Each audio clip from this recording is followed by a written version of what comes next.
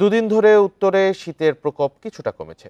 সর্ব উত্তরের জেলা পঞ্চগড়ের ভোরে তাপমাত্রা রেকর্ড করা হয়েছে 10.4 ডিগ্রি সেলসিয়াস।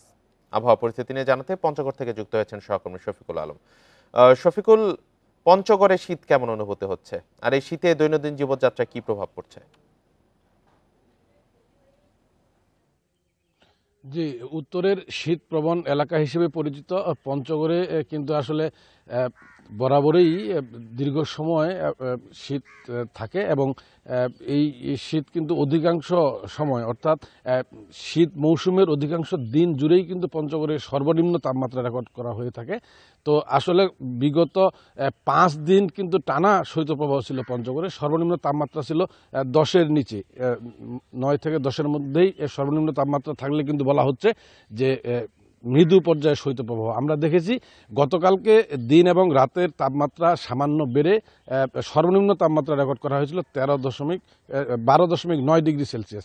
আজকে কিন্তু আমরা সকাল 6টায় তেঁতুলিয়া আবহাওয়া অফিসের যিনি ভারপ্রাপ্ত কর্মকর্তা রয়েছেন জিতেন্দ্রনাথ রায়, তার সাথে আমি কথা বলেছি। তিনি জানিয়েছেন যে আজকে গতকালকের তুলনায় আবার সর্বনিম্ন তাপমাত্রা কমে গিয়েছে। সকাল 6টায় প্রাথমিকভাবে রেকর্ড করা হয়েছে 10.4 ডিগ্রি সেলসিয়াস। আসলে এই সর্বনিম্ন তাপমাত্রা রেকর্ডের সময়টা কিন্তু সকাল 9টা, 6টায় প্রাথমিকভাবে রেকর্ড করা হয়ে থাকে।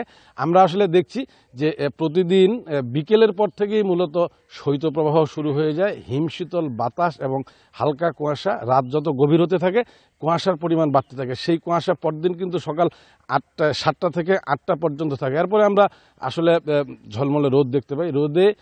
রোদের কারণে সাধারণ খেটে খাওয়া মানুষ এদের কিছুটা স্বস্তি দেখা গেলেও আসলেও যারা সকালবেলা কাজে যোগ দেন, যারা দিনমজুর শ্রেণীর মানুষ, রিক্সা ভ্যান চালক, যারা কৃষি শ্রমিক, এদের কিন্তু সকালে যেহেতু কাজে যোগ দিতে হয় সে কারণে তাদের সীমাহীন দুর্ভোগ পোহাতে হচ্ছে। আমাকে রিক্সাওয়ালা, ইজি ভ্যান চালক একাধিক জনের সাথে আমার কথা হয়েছে। তারা বলেছেন যে তাদের আসলে ঠান্ডার জন্য তারা রিক্সার, ইজি বাইকের হ্যান্ডেল ঠিকমতো ধরে রাখতে পারছে না। এই ছিল শীত পরিস্থিতি নিয়ে পঞ্চগড় থেকে সর্বশেষ। শীত পরিস্থিতি নিয়ে জানাচ্ছিলেন সহকর্মী শফিকুল আলম।